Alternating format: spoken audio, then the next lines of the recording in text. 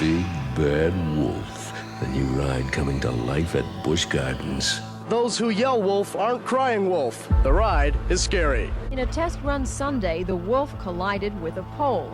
Since July 1st, mechanical and electrical problems forced park officials to close the ride 5 full days and caused numerous delays lasting up to several hours. Big Bad Wolf opened in 1984 as the world's fastest suspended roller coaster, where riders sat beneath an overhead steel track. It ended with a large drop down a hillside, sending riders flying above water at nearly 50 miles per hour. And best of all, the cars swung left and right through its turns, adding a new dimension of thrills to roller coasters. The ride operated at Busch Gardens Williamsburg for 25 years, and in its lifetime grew an outstanding reputation amongst roller coaster enthusiasts and the general public. Over 29 million riders have climbed aboard Big Bad Wolf and careened through its Bavarian village, as well as taken the infamous plunge down to the Rhine River. But as well received as Big Bad Wolf was, it wasn't the easiest to maintain, and the ride opened with a lot of issues you may have never known about. You can say the ride was problematic, but not impossible. This would unfortunately sway the decision to demolish Big Bad Wolf after only 25 years of operation in 2009. In this video, we'll explore the history and flaws of Big Bad Wolf, both from its inception to its final days. Before we get started, it would be greatly appreciated if you gave the video a like, as that helps the channel greatly against the YouTube algorithm. Alright, let's dig in. I guess just about everybody at one time or another dreams of a trip to Europe, but just how many of us can afford it?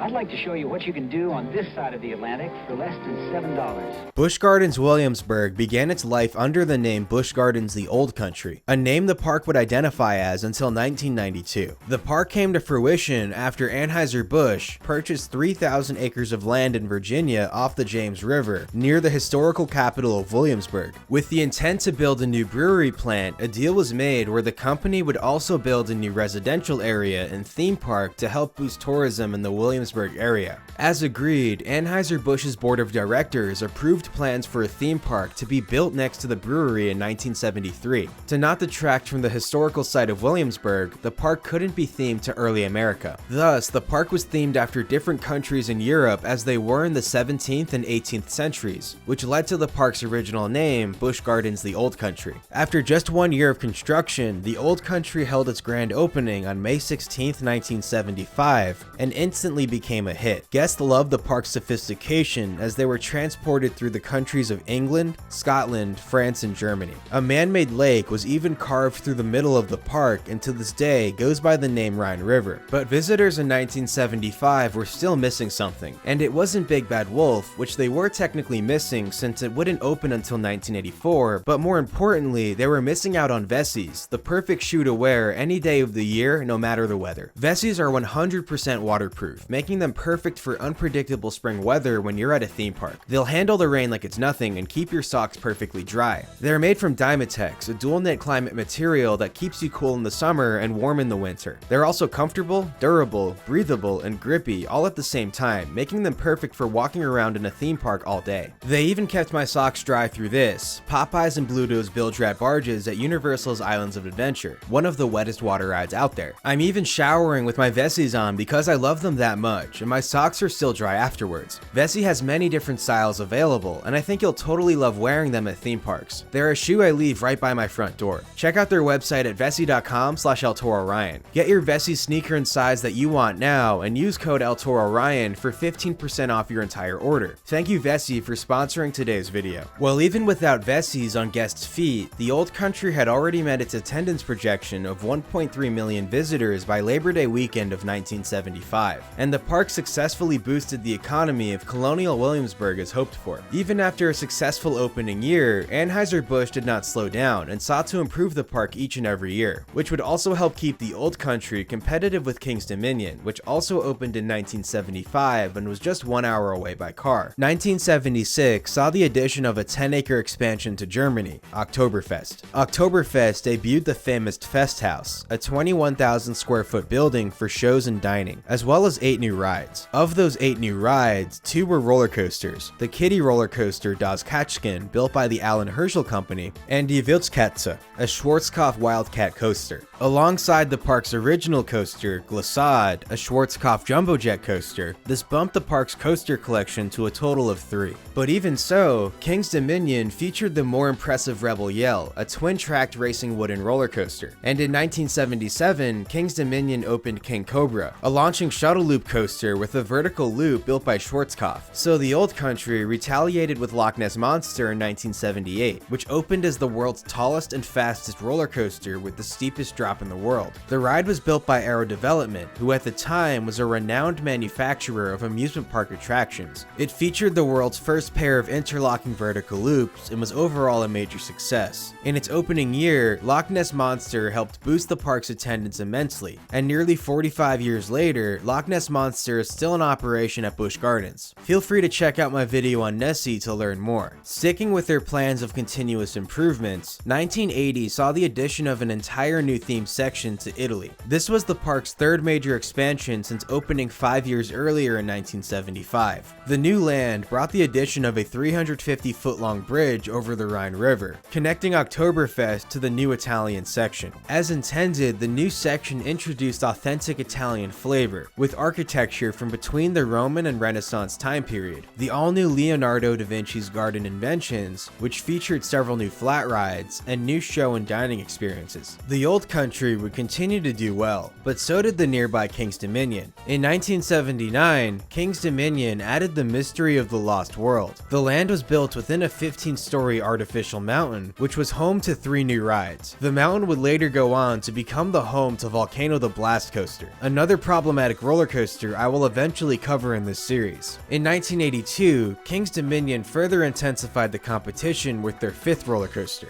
The hairiest ride to date, the Grizzly.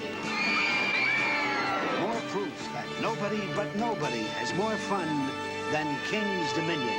Standing at a height of 87 feet, Grizzly raced at speeds of 51 miles per hour as passengers traversed 3,150 feet of wooden track through the woods of Doswell, Virginia. Overall, the ride was a major success and offered an experience completely different to that of Loch Ness Monster. But even with the strides made by King's Dominion, the Old Country continued to flourish, although its attendance had slightly waned. In the 1978 season when Loch Ness Monster opened, attendance hit an all-time high of 2.17 million visitors, and attendance lingered just over 2 million visitors the next few years after. But in 1982, attendance only reached 1,918,656 visitors, and 1983 was 2% higher at 1,952,493. But the park was still below its goal of at least 2 million visitors a year, so the park took action to address this. Just in case you've been wondering about Busch Gardens' new ride this season, just in case, wonder no more.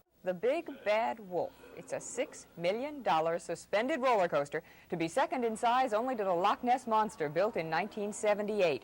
With this ride, Busch officials plan to attract more than 2 million people this year. On March 13, 1984, Busch Gardens announced they would be opening Big Bad Wolf in 1984, a state-of-the-art $6 million suspended roller coaster where riders sat 10 feet beneath an overhead steel track. And through the coaster's turns, the 4-passenger cars would swing side to side as high as 110 degrees. Big Bad Wolf would feature 2,800 feet of track across 5 acres of land in Oktoberfest, and riders would hit speeds up to 48 miles per hour on the ride's largest drop down to the Rhine River. Big Bad Wolf would even feature a themed Bavarian village during the ride's first half, which you can see in the coaster's concept art. With the addition of Big Bad Wolf, the Old Country hoped to see an attendance increase of 200,000 visitors in 1984. The new coaster had a targeted opening date of June 15, 1984, and was already under construction upon its announcement, with 20% of the ride already completed. In the process, the Schwarzkopf roller coaster Die Wildkatze had to be removed as Big Bad Wolf's station house was set to be in Die Wildkatze's location. But getting Big Bad Wolf this far along had proven to be challenging. At this point in the project, Big Bad Wolf's manufacturer was 100% Aero Hus, the manufacturer who had built the Park Les Scoot and Loch Ness Monster under the name Aero Development. But Aero Hus wasn't the originally selected manufacturer for Big Bad Wolf. It's commonly said that Schwarzkopf was supposed to be the original manufacturer of Big Bad Wolf. Like Aero, Schwarzkopf was a pioneer in delivering cutting-edge roller coasters in the 1970s and 1980s, and built rides like Revolution at Six Flags Magic Mountain in 1976, which featured the world's first modern-day vertical loop. But according to this Daily Press news article written by Jay Hancock, released on November 10, 1983, Schwarzkopf's initial involvement with the Big Bad Wolf project was only part of the story. First off, this article essentially leaked that a suspended roller coaster was coming to Busch Gardens, as Busch Gardens wouldn't officially announce Big Bad Wolf until March of 1984. The article also mentions that the ride was originally designed and marketed by Intamin, a manufacturer that to this day delivers a large catalog of cutting-edge and popular amusement rides. But Intamin was different back in the 1980s. They still had a large catalog of different rides, but the company didn't build many roller coasters, and they worked with other manufacturers like Schwarzkopf or Giovanola, and these other manufacturers would actually build Intamin's rides. So in these scenarios, parks would purchase their rides through Intamin,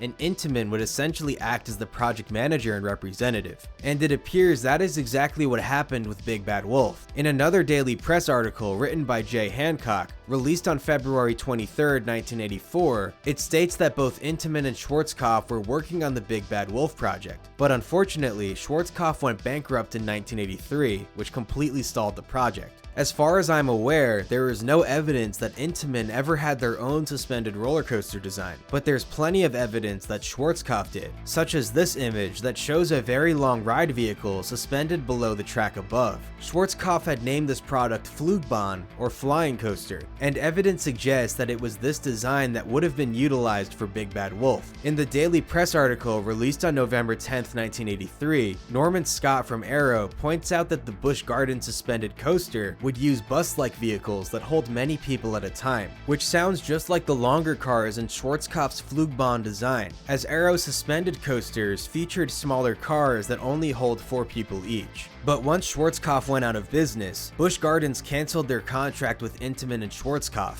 leading to the park losing an initial deposit of $100,000, which was used for research and startup purposes. Now, I cannot confirm when exactly Big Bad Wolf became an Aero Hus project, but in the Daily Press article I mentioned released on November 10, 1983, Norman Scott, the then vice president of marketing at Aero Hus, was one of the sources that confirmed Busch Gardens' new ride was a suspended roller coaster, while representatives from Intamin and Busch Gardens declined to comment on the project. So clearly Aero knew what was going on. I also can't say if Aero's Big Bad Wolf was based off any of the original designs done by Intamin and Schwarzkopf. Aero's coaster may have followed a similar path, as site clearing and land preparation had already taken place in the fall of 1983, and that may have been done according to Intamin and Schwarzkopf's plans, but that can't be confirmed with the information I found. But one thing that's interesting is Aero's Big Bad Wolf was actually more expensive, at $4.5 million US, while the Intamin Schwarzkopf project was priced at $3.5 million US.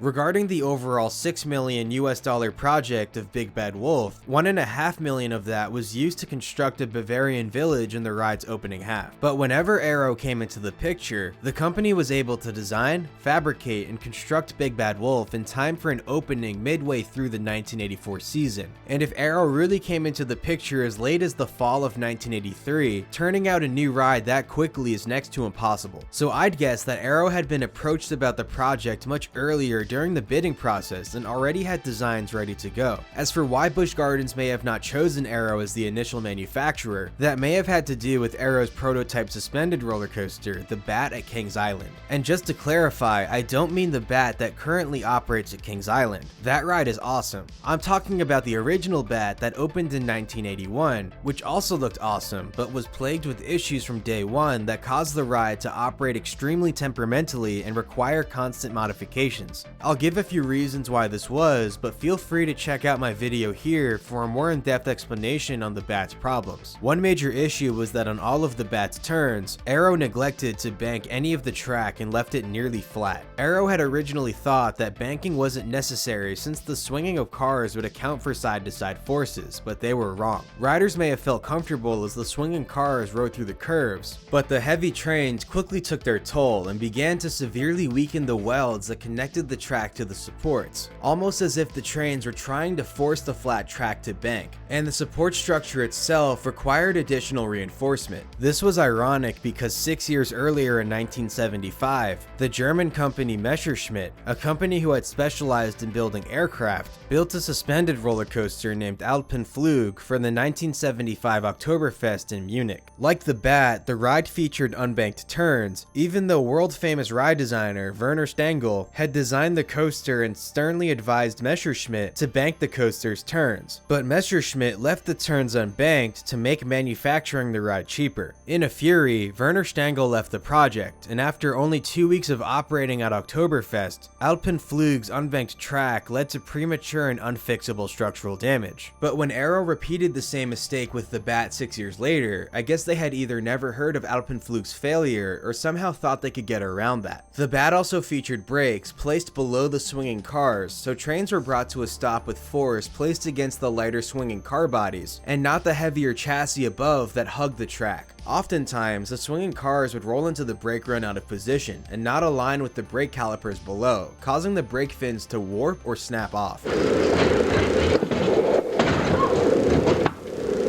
And since braking force was applied to the lighter swinging cars and not the heavier chassis above, a tremendous amount of stress was placed on the carriages and frames of the train. The Bat also swung side to side a lot higher than anticipated, often causing cars to swing beyond the maximum amount they were intended to. So shock absorbers had to be added that reduced the swinging of cars through turns. Overall, it was a mess, and the ride would close for good in the 1983 season. Going back to the Daily Press article released on November 10, 1983, Norman Scott from Arrow makes note that the company had corrected all issues with their suspended coaster model, and that Arrow was contracted to build the suspended coaster in Houston, Texas at Astroworld. This was of course Accelerate, which operated at Astroworld from 1984 to 2005 when the park was sadly shut down. Arrow would implement these same improvements to Big Bad Wolf, which included mounting the brake system on the track, meaning braking force was now applied to the heavier chassis that hugged the track rather than the swinging cars. Another addition was guide wheels mounted at the bottom of each swinging car. The guide wheels would ride through steel troughs placed on all lift hills and in the station, which would lock the cars in an upright position and prevent swinging. And most importantly, Arrow banked the track on all necessary turns of the ride and strengthened the support system. But with the chaos of changing ride manufacturers so late in the timeline, vertical construction of Big Bad Wolf did not begin until February of 1984. And just a few weeks into the build process, James City County discovered the park had not obtained the necessary building permits for construction. So the county halted construction for a week during the end of February and issued a $2,000 fine to Busch Gardens. The park paid the fine and construction restarted on March 1st. Ray Verser, who was then the marketing director at the Old Country, said permits were not obtained due to confusion when the park changed ride manufacturers in the fall of 1983, and that thanks to site clearing and land preparation that took place in the fall, the ride should still be ready on time for its opening day in June. However, the park still needed to obtain permits to build the Bavarian Village set that would take place during the ride's first half. Construction would continue, and by March 21st, 1984, crews had erected 450 feet of the ride's 2,800 feet of track. This is a straight section of track in the ride's first half, right before a helix into a mid-course brake run, and the Bavarian Village was in early stages of construction. The Bavarian Village set pieces were inspired by photos of the German towns Dinkelsbühl and Wotenberg. The set was designed by PGVA Destinations, a St. Louis firm that actually helped design the Old Country from its inception, and have overall developed $5 billion worth of themed entertainment across many well-known park chains. The set designs were then pre-constructed in North Carolina and shipped to the park in Virginia for final assembly. Construction would continue through the spring as work crews continued to erect the Bavarian Village, as well as the roller coaster itself. Take note how these track segments are welded together at both the running rails and large center spine. We'll come back to that later in the video. Big Bad Wolf would unfortunately not be ready for its planned opening day of June 15th, and a new date was scheduled for June 25th, but that didn't work out either. In a test run Sunday, the Wolf collided with a pole. There is a small guide wheel underneath the car, which is used to stabilize the car in the station itself. Because the ride was running extremely fast, late yesterday afternoon, we came in contact with one of the columns, the guide wheel did, but it's not an integral part of the unit itself. The park had even scheduled Vincent Price to be at the ride's opening day. Vincent Price was quite a famous American actor, who you may know from Michael Jackson's Thriller, and he had also done the voiceover for the Big Bad Wolf commercial. You've just been bitten by the wolf, the big bad wolf. Vincent Price, along with 1,000 other invited guests, still showed up on June 25th, and the park still held a celebratory event for the new Big Bad Wolf. Although no one was allowed to ride the new coaster, Vincent Price still sat in the front car for photographs. Here is a photograph of Charlie Dean, who worked as an engineer at Busch Gardens when Big Bad Wolf was first built. He was the 13th person to ever ride Big Bad Wolf and clocked in a total of over 250 rides. According to him, while testing with sandbags to simulate the weight of riders, trains were running much faster than intended, primarily following the ride's 80-foot drop to the Rhine River where trains reached top speed. This would cause the cars to swing to their maximum allowance of 110 degrees, at which point they would contact rubber stops mounted to the steel chassis circled here. But with the extra speed, the swinging cars would hit the rubber stop so hard that they would bounce back in the opposite direction, pushing the cars in the other direction towards the ride's support columns. This led to the new guide wheels on cars 1 and 2, which were mounted below the swinging cars to strike a support column and break off. To counteract this, engineers added 2 brake sets to the coaster's 80-foot drop. Thankfully, these brake sets were already on site and time wasn't wasted waiting for these additional brake calipers to be fabricated or shipped to the park. Overall, this increased the number of brake sets on the ride from 27 to 29 and helped reduce each train's speed to avoid any contacting of support columns. In later years, 2 more brake sets would be added to the 80-foot drop, bringing the total count to 4. And even with this, even by the June 25th opening date, not all of the ride's trains had been added to the track yet, as it appears there were delays with the coaster trains arriving at the Old Country. This was most likely because of the last-minute switch in manufacturer. Thankfully, alterations were made and a preview day was held on June 30th, 1984, for media and members of the American Coaster Enthusiast, or ACE. And then the ride officially opened to the public on Monday, July 1st, 1984, and the reviews from riders were excellent. Fast, fun, quick turns. I like the part where it looks like you're going to hit the building. When we're way up there and I'm looking down and do I have to go down that thing? Yes, and I did and I loved it. It was great.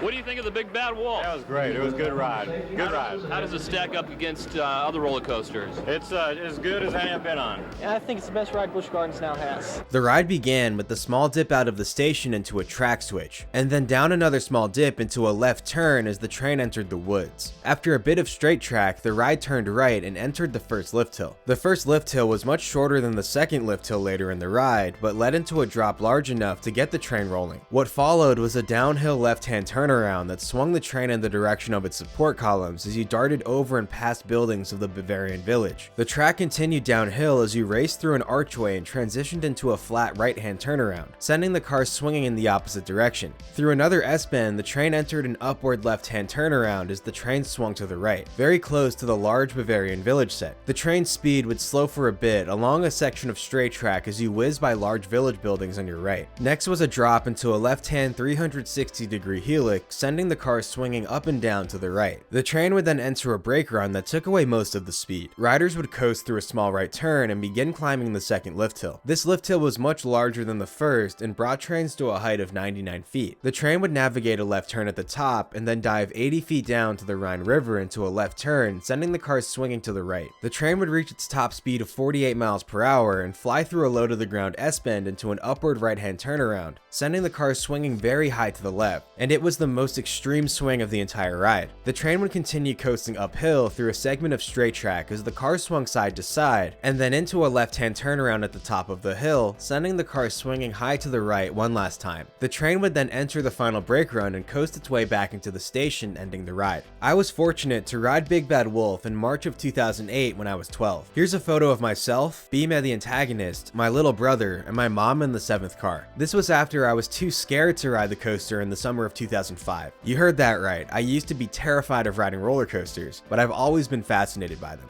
And while I chickened out on that visit in 2005, my little brother, who was 6 years old at the time, did ride, and to this day, my family still makes fun of me for that. But Big Bad Wolf was a very fun ride. Suspended roller coasters are so unique compared to anything else out there, and Big Bad Wolf's use of terrain was amazing. I loved swinging around through the woods and over the Rhine River, and the ride was very long and smooth. But as great as Big Bad Wolf was, there were quite a few issues with it in its opening year. One being that the addition of the ride didn't lead to the attendance increase of 200,000 visitors for the 1984 season as hoped for. Instead, 1984 only saw 9,494 additional guests compared to 1983. However, a big reason for this was due to a rainy summer. In July of 1984, it rained 17 out of the month's 31 days. In fact, amusement parks all across the United States saw attendance decline in 1984, where the old country saw the slightest of an increase, which can certainly be attributed to Big Bad Wolf. But aside from that, there were a lot of technical issues with the ride. It was common for it to close for hours at a time, and between July and October of 1984, the ride was shut down for a full 5 days, mainly because of mechanical and electrical issues. The following information also comes from Charlie Dean, who worked at the park as an engineer. Big Bad Wolf was wearing through wheels faster than anticipated as the heavy suspended trains took their toll. What this means is the polyurethane coating that wrapped the aluminum wheels would wear or rub off faster than intended, meaning many wheels had to be replaced every day. Also, according to Charlie Dean, during the ride's first several days of operation, pieces of the train called the chain dog would actually fall off. Like on most coasters, Big Bad Wolf's chain dogs were steel clamshell wedges that would link to the chain lift to hoist trains up the ride's lift hills. But with this hardware being located above riders rather than below them like on most roller coasters up until that point, when the chain dogs would fall off, they often fell into riders' laps or even hit them. Grease from the ride's chain lifts would also frequently fall from the chains onto riders, ruining their clothing. The park had to give out many free t-shirts to all affected riders. So to help counteract these issues, the park installed a temporary netting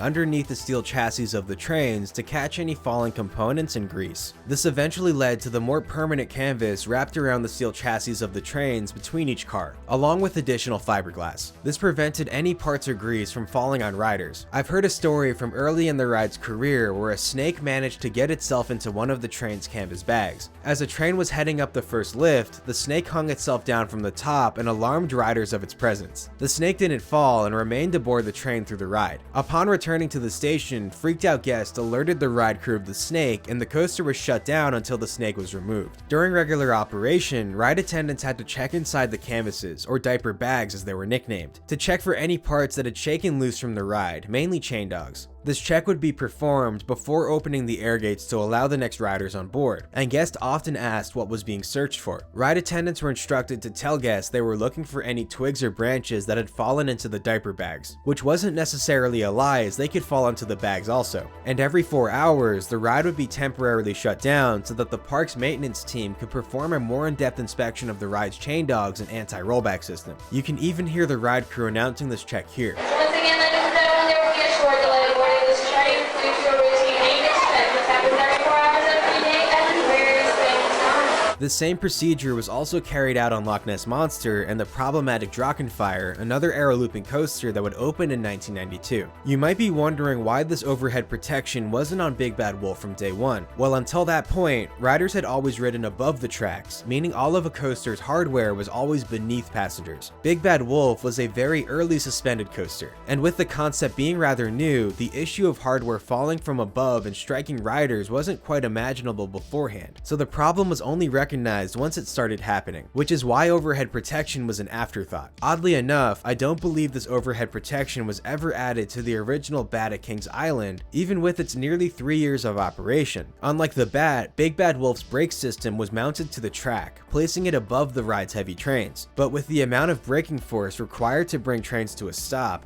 the ride tended to shed a powdery silver dust from the steel brake fins of the trains, which would slide between the closed brake calipers mounted to the track. Thus, the canvas bags and overhead protection helped catch this dust as well. Big Bad Wolf's trains were quite heavy, and if they weighed as much as the original Aero trains on Vampire at Chessington World of Adventure, they weighed 18,850 pounds when loaded with 28 riders. Assuming an average weight of 170 pounds per rider, that means the trains weighed roughly 14,090 pounds empty. Meanwhile, the standard Aero looping coaster trains on Loch Ness Monster weigh roughly 10,500 pounds when empty, which is quite quite a big difference. And let's not forget that all of the weight of a Loch Ness Monster car is a single entity that is closer to the braking system, whereas Big Bad Wolf's trains had two separate segments of weight per car, that being the heavier steel chassis that hugged the track and the swinging car body below that could contain hundreds of pounds of riders. So even with the improvement of placing the brake system above trains, it still wasn't perfect due to the nature of the suspended coaster train. But as aggressive as the brake system had to be, what was most important was trains were reliably slowed to a stop, unlike the bad at Kings Island. Even with Big Bad Wolf's temperamental nature in 1984, it still managed to churn through 600,000 riders from July 1st to the end of that October. Big Bad Wolf could operate with 3 trains on the track at once, and with 28 riders per train, was originally advertised with a theoretical capacity of 1,800 riders per hour, probably 1,792 to be exact. For that to occur, it required 64 trains to dispatch an hour, which was a dispatch from the station every 56.25 seconds. But that dispatch interval never panned out. For me to explain why, you'll need to know what a block zone is. So for those of you who are unfamiliar, a block zone is a section of ride that only one train may occupy. At the end of a block zone is a method to stop a train in case the block zone ahead is still occupied. This is the safety system that prevents roller coaster trains from colliding with one another. Big Bad Wolf featured the following block zones. First was the station,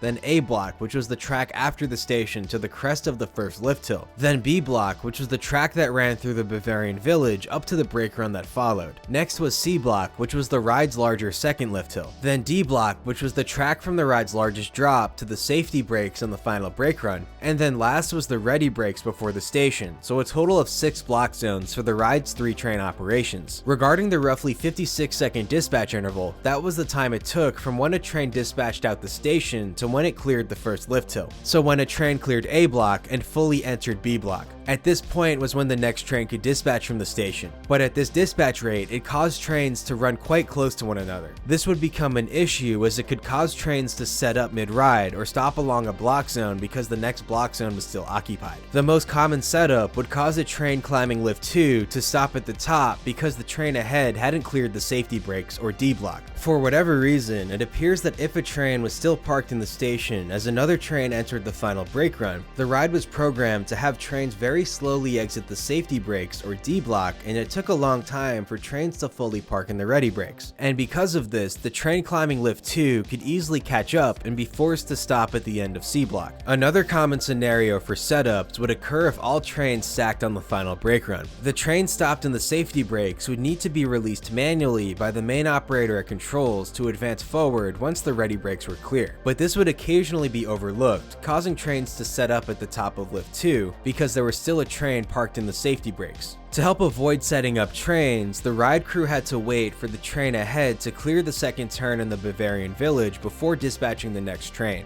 To monitor this, the operator at controls could see the second turn from a camera located on the first lift hill. But even at this dispatch rate, it took so long for trains to cycle the track that the ride would run out of trains, meaning all 3 trains would be out cycling the track while the ride crew waited for one to return. From what I understand, Arrow intended for Big Bad Wolf to take less time to cycle the track. Say with the brake run at the end of B block before lift 2, trains were brought to a near stop and would slowly coast their way into lift 2. But the original idea was to brake the train less at the end of B block and have trains enter the slight turn into lift 2 at a faster speed, which would have shortened the ride cycle time. But from what I hear, trains were engaging the guide wheel lock of the slight turn too aggressively. So the decision was made to slow trains to a near crawl at the end of B block. But with the changes, it's my understanding that Arrow later reduced Big Bad Wolf's theoretical capacity to 1,400 riders per hour, which is a dispatch every 72 seconds and 50 dispatches an hour. Even at this slower interval, it was very easy for ride crews to have long stretches of time where no train was in the station at all. On average, Big Bad Wolf would deliver anywhere from 1,000 to 1,200 riders per hour. Here's a video of the ride operating at nearly maximum capacity in 2009. Notice how trains are entering lift 1 and lift 2 simultaneously. And unlike Loch Ness Monster, which opened in 1978 with a relay logic control system, where the ride was essentially controlled by electrical circuits being turned on and off, Big Bad Wolf opened in 1984 with a state-of-the-art programmable logic controller, or PLC. PLCs are what control modern-day roller coasters, and Big Bad Wolf was a pioneer when it came to implementing this tech on roller coasters. With the ride's PLC, a computer program was loaded into the controller, and stored on a cassette tape. A Westinghouse CRT loader would then show the program on the screen, allowing electricians to change timings and monitor functions. Big Bad Wolf's PLC was aware of everything occurring throughout the ride and could even display a digital readout on a fault indication display. The display would show a fault code whenever one occurred, and within a binder kept at the ride was a longer description that matched each fault code, which made troubleshooting the ride timely and easy. Whereas with relay logic, it was up to the electrician to manually determine what an issue was. Along with Big Bad Wolf's PLC, the ride had a system in place to determine that all restraints were locked as each train dispatched from the station. On the left side of each car, next to the center guide wheel, was another wheel that was part of a pedal assembly. This pedal assembly was on each car, and steel bars in the station floor would push the assembly up or down to lock and unlock restraints. As trains were dispatching, they would pass a wire loop circled here at the exit of the station. If the restraints of a car were unlocked, the pedal assembly would be in a position to trip the wire, which would trigger a pedal check light on the main control panel. Once this happened, the first lift hill would automatically shut down and the train would come to a stop at the bottom of lift 1. The PLC would also indicate when trains were transitioning into and out of block zones right on the ride's main control panel. The indicators here have a left and right reading for each block zone. The trains featured a metal plate on the left of the first wheel assembly and another metal plate on the right of the last wheel assembly. The plates would flag sensors like this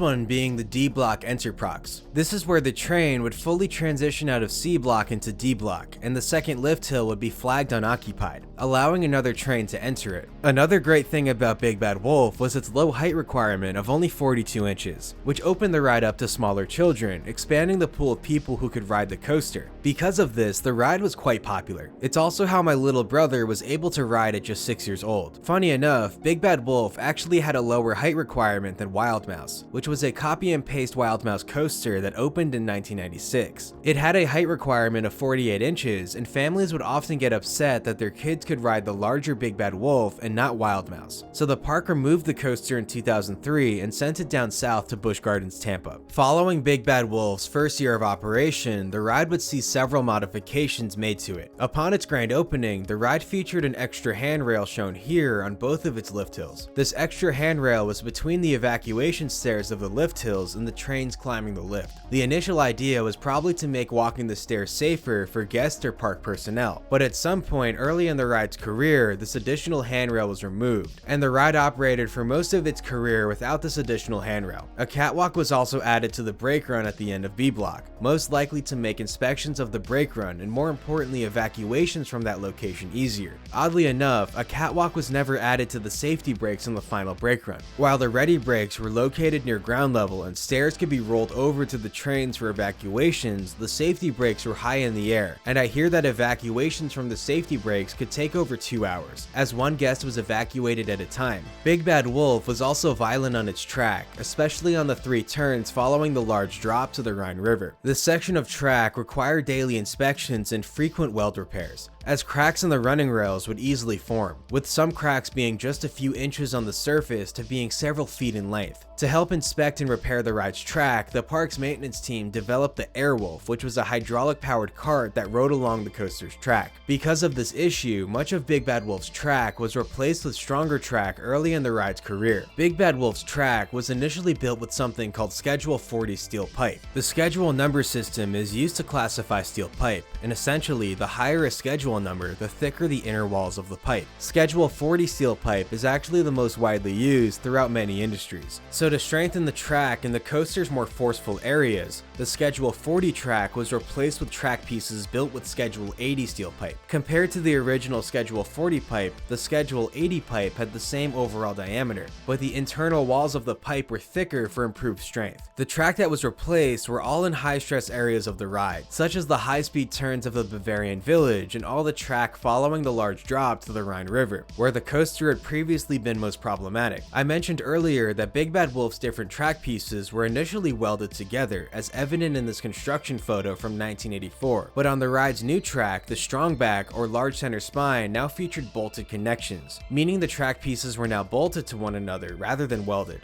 and in areas where track was still the original Schedule 40 steel pipe, such as the approach to the first lift hill, bolted connections never appeared as these track pieces were still welded together. Now, while the strongbacks were bolted together on the new pieces, the running rails were still welded together. Taking a look at Iron Dragon at Cedar Point, which was the next aero suspended coaster to open after Big Bad Wolf in 1987, footage from the ride's opening year shows that Iron Dragon opened with strongbacks that were bolted together, like the newer track segments on Big Bad Wolf, but the running rails were still welded together. It wouldn't be until Vortex opened at Canada's Wonderland in 1991 that Aero also began bolting together the running rails. Although the track segments on Vortex and subsequent Aero suspended coasters are still oddly welded to the supports and do not feature bolted connections. But anyway, because of this, I'd wager that Big Bad Wolf received its stronger Schedule 80 track anywhere between 1984 and 1990. As far as I'm aware, Big Bad Wolf's support structure was quite dependable through most of the ride's lifetime,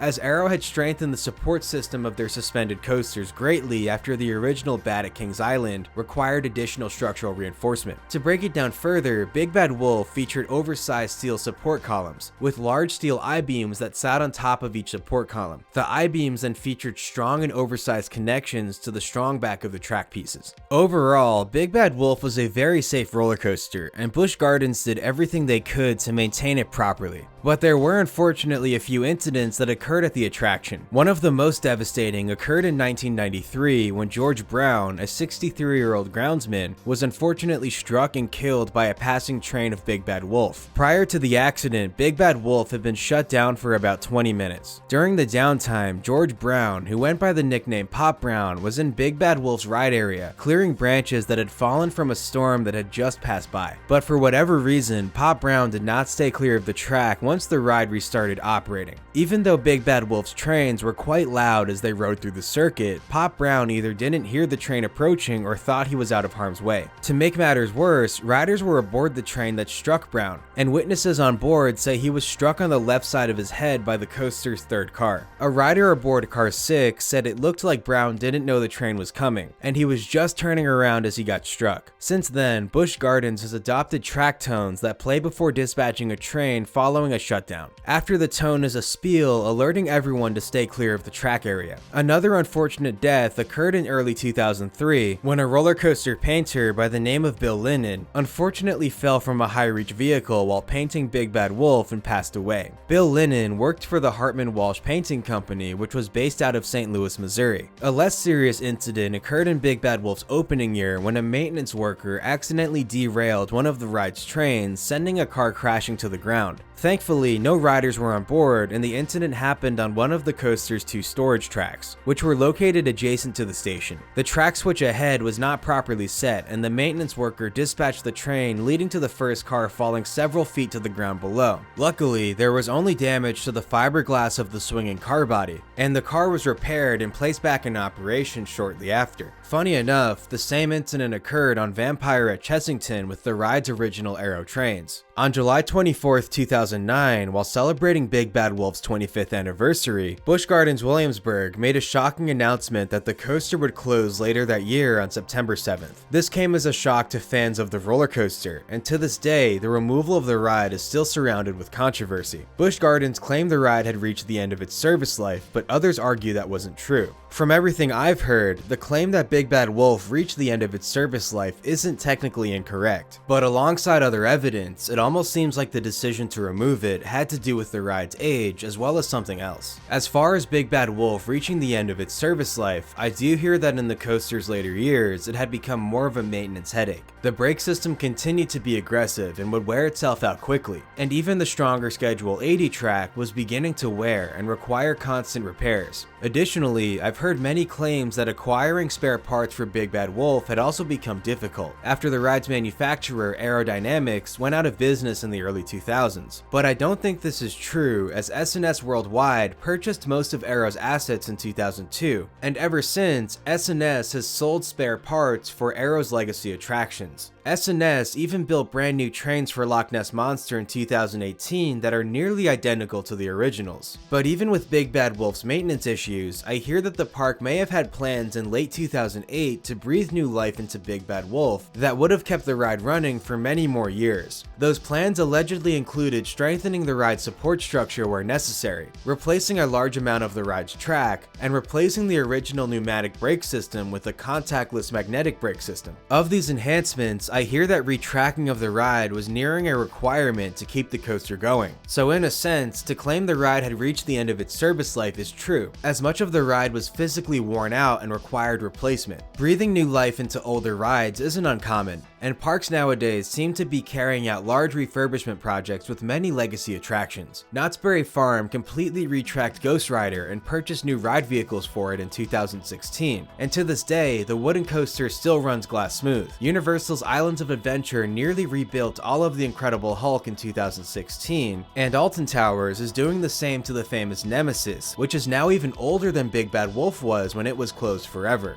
Ideally, I would have loved to see Vekoma suspended coaster trains on Big Bad Wolf if that helped save the ride, even if it meant the trains didn't swing as much. In 2002, Chessington replaced the original Aero trains on Vampire with a fleet of trains built by Vekoma. Oddly enough, the 24-passenger Vekoma trains actually weigh slightly more than the 28-passenger Aero trains, due to the higher number of individual cars per train, but I'd assume that most of the weight of each Vekoma train is located in the steel chassis that hug the train, and the swinging car bodies are substantially lighter than the ones on the old Aero trains. But as well loved as Big Bad Wolf was by pretty much all visitors who attended Busch Gardens Williamsburg, refurbishing the coaster was not the choice the park made, and I also can't entirely blame them for this. While the park may have considered removing Big Bad Wolf for years, I think the real catalyst for its removal was when the Belgium company, InBev, purchased Anheuser-Busch for $52 billion in July of 2008. This merged the two companies into one, creating the world's largest brewer. Now under the name Anheuser-Busch InBev, the company no longer wished to operate its 10 theme parks in North America, and looked to sell its entire entertainment subsidiary known as the Busch Entertainment Corporation. I believe the move was also to make up for the $52 billion spent by InBev in the acquisition of Anheuser-Busch, even if the Busch Entertainment properties were profitable and collectively brought in 25 million visitors a year. To make the Busch Entertainment parks more enticing for prospective buyers, Anheuser-Busch InBev began making alterations at their parks. The most major change was probably the removal of free beer tasting at all hospitality houses in the parks, which had been a staple at Anheuser-Busch Park since Busch Gardens Tampa opened in 1959. Many guests were outraged by this, but the company figured that a new buyer would not want to cross-promote beer at the parks and would get rid of the programs later on. So rather than have a new buyer deal with the wrath of ending free beer tastings, Anheuser-Busch InBev took on that burden themselves. And in the process of removing free beer tasting at their hospitality houses, the company converted many of the hospitality houses into restaurants, eliminating the conversion work needed to be done by any potential buyers. Ending free beer tasting also made the parks more appealing to guests of all age groups, making the parks an even more enticing purchase. And with everything I've heard, I do believe Busch Gardens Williamsburg had some sort of intent to keep Big Bad Wolf, but the final decision to remove it may have been part of a play to make purchasing the park chain more enticing to a potential buyer. The Blackstone Group would end up purchasing the Busch Entertainment Corporation and all its properties in October of 2009 for $2.7 billion, and I almost want to say that Anheuser-Busch InBev closed Big Bad Wolf last second as a ploy to make the Williamsburg park a more attractive purchase, or as part of a negotiation to sway a potential buyer to complete their purchase. The reason being that Big Bad Wolf required a lot of tender loving care, and a new owner would have had two options: either put the money forward to have the ride undergo a large refurbishment, or close the roller coaster and deal with the wrath of dedicated fans and parkgoers who had grown to love the attraction, which could have certainly led to negative publicity for the new owner. And to refurbish Big Bad Wolf may have been a very expensive endeavor, so much so that entirely replacing the ride with a newer, more modern attraction may have made more sense in the long run. So with the removal of free beer tastings, which was a staple at all Busch Gardens parks, I believe Big Bad Wolf may have been removed for the same reason, to make it easier for a new owner to transition into running the park. And as I'm sure many many of you already know, the Blackstone Group would honor Big Bad Wolf with what I consider quite a worthy replacement, Verbolten, which opened at Busch Gardens Williamsburg in 2012. Verbolten is a very modern roller coaster with several launches, an indoor portion of the coaster in the near pitch black, some great special effects, and best of all, an ending that plays tribute to Big Bad Wolves, as the train takes a nearly identical plunge and ending finale. Verbolten even reuses many of Big Bad Wolf's concrete foundations on this portion of the ride. The only major downside with Verbolten, in my opinion, is that the ride isn't as accessible to children as Big Bad Wolf was, being it has a 48-inch height requirement instead of the Wolf's 42-inch height requirement. And ironically, it seems that even today, fans of Big Bad Wolf still blame the Blackstone Group for the ride's removal. Having ridden both Big Bad Wolf and Verbolten, the purist in me would prefer if Big Bad Wolf was refurbished and remained at the park, as its experience would be much more unique today than even that of Verbolten. While Verbolten was quite innovative in 2012, many quote-unquote special effects roller coasters have been built since, such as Hagrid's Motorbike Adventure at Universal's Islands of Adventure, which I'd argue is a much better attraction. But in the end, over 29 million riders got to travel at the speed of fright and were blessed with the journey aboard the Big Bad Wolf. In my opinion, Big Bad Wolf was not only an excellent roller coaster, but also has quite a fascinating background and history. I hope you enjoyed this video, and I hope you learned something new. And feel free to like the video if you enjoyed it, and subscribe to see more. Thank you for watching, everyone, and I'll see you all in the next one. Peace.